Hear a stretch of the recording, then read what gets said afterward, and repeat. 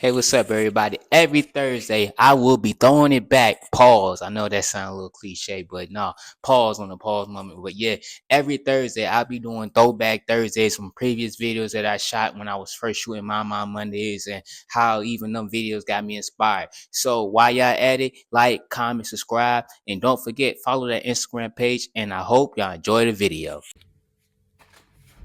Hey, what's up, everybody? This is coming to on another segment of My Mom Mondays. And as y'all can see, I'm actually doing this a little bit of an old school way how I used to do it back when I first started my My Mom Mondays videos. But it's that's for some technical reasons. That's because cameraman's actually not doing too well. So I gotta make the best of what I gotta do with my videos today. But on today's segment of My Mom Mondays, so that's what I'm gonna talk about is, as y'all know, it's Black History Month.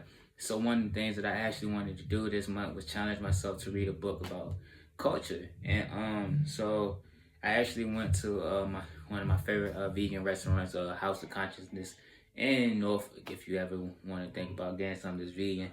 And they don't only just serve food, it's actually like a black shop or like a African shop to me, like personally. Like you get crystals, you get like herbal, herbal things from there. It's like from like Dr. Sebi and stuff like that. And some of my friends actually went there with me. They actually know what I'm talking about. But while I was there, I was just like, man, one of the things that I wanted to do was for Black History Month was pick up a book and about the culture and read about it. So I actually picked up this book. It's called My Life in Search of Africa by John Henry Clark. And so about a third of the way of reading it. But so pretty much that's what I'm getting about this book is pretty much what it's all about is this him going his journey between the US, Africa, and that's around the world, particularly like I said, around Africa. And it's just telling his life story and like how like he's in the quest of his learning about the culture.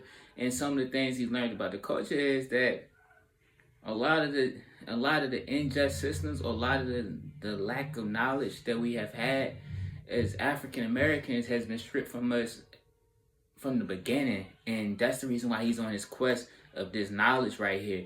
And by us being stripped of our knowledge and our heritage of our history, it allow us to devalue someone that looks like us. And that's pretty much summing up what I've gotten mostly about this book is about so far. Like I said, it's a good read.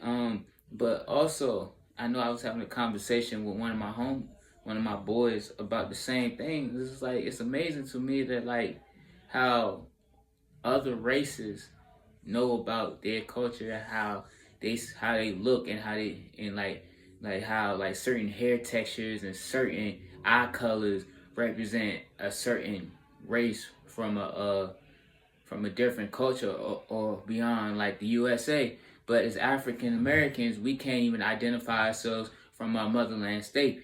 And in the one of the pages I've recently read, he says this guy picked him up from a cab drive in Africa because he was on his way to go back to the U.S. And he was an Ewe, and I think how it's spelled is EWE or something like that. So that's why I say Ewe. I don't know if that's the correct pronunciation of it, but he was an Ewe or whatever, and he had ended up taking him to the city or whatever, and they're summing things up. And it was like a group of 10 of them, and he pointed him out because like they had all the same features, and he treated him like his brother, treated him like he was part of their culture. And he said like if I was to ever to escape from the U.S., I would go back there just because how they treated me. And this is just basically just sum things up. I can't explain it enough.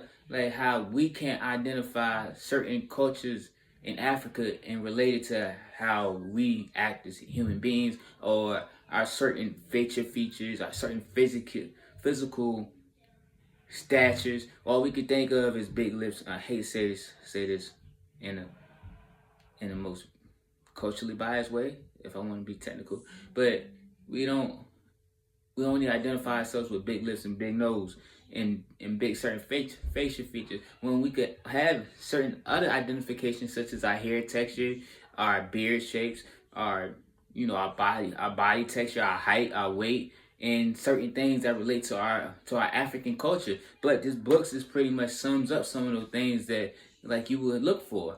And that's all I just want to talk about, y'all. It's like it's Black History Month. I think we all should take the time to read some Black literature, the Langston Hughes or something like that.